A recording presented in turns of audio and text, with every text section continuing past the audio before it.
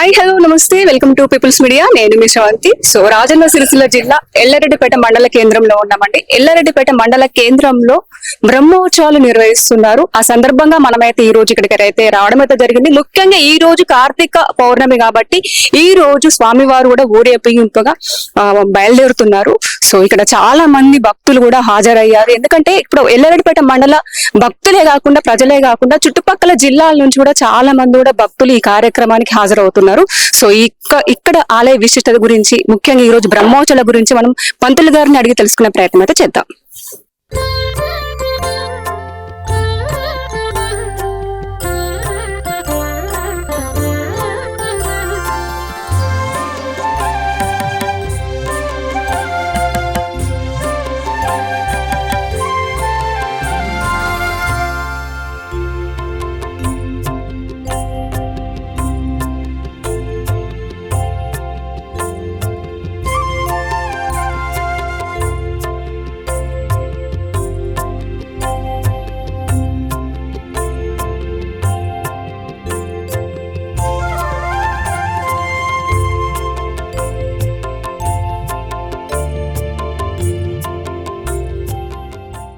ఎల్లారెడ్డిపేటలో ఉన్న వేణుగోపాల స్వామి ఆలయ ప్రధాన అర్చకులు నవీనాచార్య గారు మనతో ఉన్నారు. వేణుగోపాల స్వామి ఆలయ విశిష్టత గురించి, సో ఈ రోజు ఇక్కడ బ్రహ్మోత్సవాలు కూడా జరుగుతున్నాయి కాబట్టి వాటి గురించి కూడా ఒకసారి పంతులు గారిని అడిగి తెలుసుకునే ప్రయత్నం అయితే మనం చేద్దాం. నమస్తే పంతులు గారు. నమస్తే అండి. సో ఇక్కడ ఈ రోజు బ్రహ్మోత్సవాలు చాలా అంగరంగ వైభవంగా జరుగుతున్నాయి కాబట్టి ముఖ్యంగా వేణుగోపాల స్వామి వారి గురించి, ఈ ఆలయం గురించి ఒక్కసారి మాకు మన ప్రేక్షకుల కోసం వివరించండి. ఈ ఆలయము ఎల్లారెడ్డిపేట మండల కేంద్రంలో సుమారుగా 350 సంవత్సరాలకు పూర్వమే నిర్మించినట్టు పూర్వీకుల చరిత్ర ఉన్నది. అప్పటి కాలంలో వేణుగోపాల స్వామి ఆలయాలు చాలా అరుదు, అందులో మాది ఒకటి. ప్రతి సంవత్సరం కూడా కార్తీక మాసంలో బ్రహ్మోత్సవాలు ఇక్కడ జరుగుతాయి. బ్రహ్మోత్సవాల భాగంగా ఈరోజు కార్తీక పౌర్ణమిని పురస్కరించుకొని గరుడ సేవ కార్యక్రమం చేస్తున్నాము. గరుడ సేవ అనంతరము ప్రతి సంవత్సరము ఇక్కడ రథోత్సవంకి వేల సంఖ్యలో కూడా భక్తులు తరలి వచ్చి ఆ స్వామివారికి మొక్కులు తీర్చుకుంటారు. ఆ వేణుగోపాల స్వామివారికి సంతాన వేణుగోపాలుడు అనేటువంటి ఒక గొప్ప చరిత్ర కూడా ఉన్నది. ఆయన ఫలం ఏ విధంగా అంటే, చాలామందికి ఎవరికైతే సంతానం పెళ్ళిళ్ళై సంతానం కాని వాళ్ళు ఎవరైనా ఉన్నా ఇక్కడ బ్రహ్మోత్సవాల్లో ఈ గరుడ ప్రసాదంగా గరుడ ముద్దను ఇక్కడ స్వామివారికి నివేదించి అందరికి కూడా వితరణ చేయడం జరుగుతుంది. ఆ ప్రసాదం తీసుకున్న సంవత్సరంలోపు కూడా చాలా మందికి సంతానము కలిగినటువంటి దాఖలాలు చరిత్రలో ఉన్నాయి. వేణుగోపాల స్వామివారి అనుగ్రహం చేత మా గ్రామం చుట్టుపక్కల కూడా 4 నుంచి 26 గ్రామాల ప్రజలంతా కూడా ఇటు రథోత్సవానికి విచ్చేసి వైభవంగా ఈ వేణుగోపాల స్వామివారి రథోత్సవ, బ్రహ్మోత్సవ, కళ్యాణోత్సవ వేడుకలన్నీ తిలకిస్తూ ఉంటారు. సో బ్రహ్మోత్సవాలు జరుగుతాయి అంటున్నారు కాబట్టి దాదాపుగా ఎన్ని రోజులు జరుగుతాయి? ఒక్కొక్క రోజు ఒక్కొక్క స్వామివారిని ఏ విధంగా అలంకరిస్తారు? స్వామివారి బ్రహ్మోత్సవాలు పాంచాన్నిక దివ్యాగమోక్త ఆగమ ప్రకారంగా జరుగుతున్నాయి. 5 రోజుల బ్రహ్మోత్సవాల్లో మొదటి రోజున అంకురార్పణ కార్యక్రమంతో మొదలుపెట్టి తెల్లారి మాకు అగ్ని ప్రవేశంతో ఇక్కడ అగ్ని ప్రతిష్ఠ చేస్తారు. నిత్య హవనము, హోమం బలిహరణము అనేటువంటిది యథావిధిగా ఉంటుంది. కళ్యాణం 3వ రోజున, బ్రహ్మోత్సవాలు ప్రారంభించినటువంటి 3వ రోజున ఇక్కడ కళ్యాణోత్సవము వైభవంగా నిర్వహిస్తున్నాం. తదుపరి సదస్సు, స్వామివారు నిత్య కళ్యాణ యవ్వనుడు కాబట్టి ఆయనకు వేద ఆశీర్వచనంగా స్వామివారికి వేద బ్రాహ్మణోత్తముల చేత సదస్సు అనేటువంటి వేద సదస్సు కార్యక్రమం నిర్వహిస్తారు. తదనంతరము పౌర్ణమి రోజున ఉదయాత్పూర్వమే స్వామివారికి నిత్య ఆరాధన, హోమం బలిహరణాలు అన్ని కార్యక్రమాలు జరిపిన తర్వాత గరుడ సేవ పైన ఊరేగింపుగా ఎల్లారెడ్డిపేట పూర్వ వీధిలో గుండా వైభవంగా నిర్వహిస్తారు ఇటు ఊరేగింపు. తర్వాత సాయంకాలం 8 గంటల ప్రాంతం నుంచి మొదలుకొని అర్ధరాత్రి 2 గంటల ప్రాంతం వరకు కూడా రథోత్సవాన్ని వైభవంగా నిర్వహిస్తున్నాం. ఇటు రథోత్సవానికి చుట్టుపక్కల జనాలే కాకుండా జిల్లా కేంద్రం నుంచి చాలా మంది కూడా వస్తున్నారు.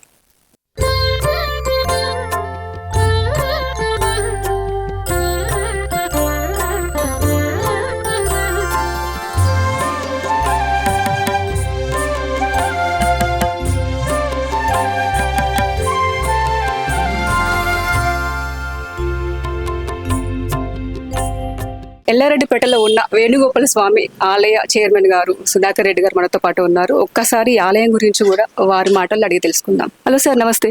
నమస్తేనమ్మా, మీ అందరికీ మా యొక్క నమస్కారాలు. వేణుగోపాల స్వామి గుడి పంతులు గారు చెప్పినట్టుగా 300-400 సంవత్సరాలైంది, ఎక్కువ అయిందో మనకు తెలియదు. అప్పటి దాకా కూడా ప్రతి సంవత్సరం రథోత్సవం జరుపుకుంటూ పాత దేవస్థానంలో అట్లే ఉంటుండగా కొన్ని కారణాల వల్ల శిథిలావస్థకు వచ్చింది కాబట్టి ఆ దేవుణ్ణి తీసుకుని బాలాలయంలో పెట్టడం జరిగింది. ఈ సంవత్సరం కంపల్సరీ నేను వచ్చిన రోజు నుంచి కంపల్సరీ కట్టాలని అంటున్నారు. కట్టేదానికి 100% నేను ముందు కావడానికి నేను ఉన్నాను. సో ఇప్పుడు మనతో మాట్లాడడానికి ప్రభాకర్ రెడ్డి గారు అలాగే వెంకట నరసింహారెడ్డి గారు కూడా ఉన్నారు. ఒక్కసారి ఈ ఆలయం గురించి కూడా మనం వారి మాటల్లో అడిగి తెలుసుకుందాం. హలో సార్, నమస్తే ఇద్దరికి. నమస్తే. చాలా అంగరంగ వైభవంగా బ్రహ్మోత్సవాలు జరుగుతున్నాయి. చాలా మంది కూడా భక్తులు ఈ ఆలయానికి విచ్చేశారు, వారి మొక్కులు మొక్కుకున్నారు. కాబట్టి మీకు ఎట్లా అనిపిస్తుంది? ముఖ్యంగా ఆలయం గురించి చెప్పాలంటే మీరేం చెప్తారు?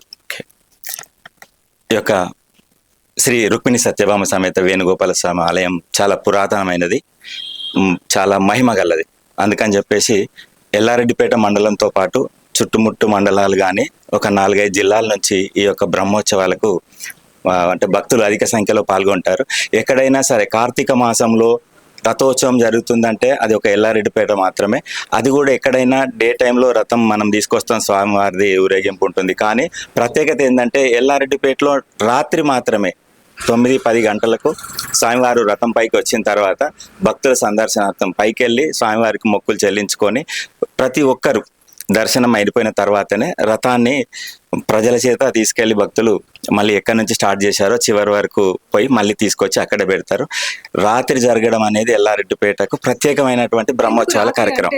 రాత్రి జరుగుతుంది అని చెప్పేసి స్వామివారి రథం పైకి సాయంత్రం టైంలోనే వస్తుంది. ఎక్కడైనా కూడా డే టైంలో జరుగుతుంది కాబట్టి రాత్రి రావడానికి గల కారణాలు ఏంటంటే ఎందుకోసమని? అయితే ఇక్కడ ఉన్నటువంటి ప్రత్యేకత, మేము కార్తీక మాసంలో బ్రహ్మోత్సవాలు ఇక్కడ జరుగుతాయి కాబట్టి దాన్ని దృష్టిలో పెట్టుకొని ఈ విధంగా వెనకట అంటే మనకు పూర్వీకులు ఏదైతే దాన్ని సాంప్రదాయంగా తీసుకొస్తారో దాన్ని ఇప్పటి వరకు మనం అదే పాటిస్తున్నాం ఇక్కడ, అప్పటి నుంచి ఇప్పటి వరకే. అయితే ఇప్పుడు స్వామివారి యొక్క మనకు ఆలయం ఏదైతే ఉందో పునర్నిర్మాణంలో భాగంగా గత 2-3 సంవత్సరాల నుంచి ప్రయత్నాలు బ్రహ్మాండంగా సాగుతూ ఉన్నాయి. అంతకుముందు కూడా దినదినాభివృద్ధి, ఒకప్పటికి 5 సంవత్సరాల కిందికి 10 సంవత్సరాల నుంచి ఇప్పటి వరకు అంటే ప్రతి సంవత్సరం ఆలయం అభివృద్ధి చెందుతా ఉంది. భక్తుల యొక్క తాకిడి అంటే వాళ్ళ యొక్క ప్రజలు భక్తులు దర్శించుకోవడానికి పెరిగినరు. రెండవది మహిమలుగా దేవుడు, ఇందాక అయ్యగారు చెప్పినట్టు మనకు సంతానం లేని వారు కానీ వివాహం కొరం కానీ మొక్కుకుంటే తప్పకుండా నెరవేరుతాయి అనడానికి వీళ్ళందరూ సాక్ష్యాలు. ఎదురుగున్న వాళ్ళే ఎట్లా కోరికలైనా అంటే పెళ్లి అన్నలకు పెళ్లి అయింది, పిల్లలు కావాలనుకో పిల్లలు, అదొకటి. అది గరుడ ముద్ద అని ఉంటుంది, అది ఎవరైతే దాన్ని స్వీకరిస్తారో తప్పకుండా 1-2 సంవత్సరం లోపల అంటే పిల్లలు వాళ్ళు అయిన సందర్భాలు ఎక్కువ ఉన్నాయి.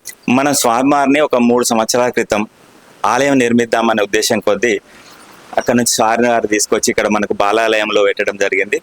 అందుకని ఈ సంవత్సరం గుడి నిర్మాణం కావాలని ఆ భగవంతుని మేమందరం ప్రార్థిస్తున్నాం. మా యొక్క కోరిక నెరవేరాలని ఈ సందర్భంగా మీకు తెలియజేస్తున్నాం.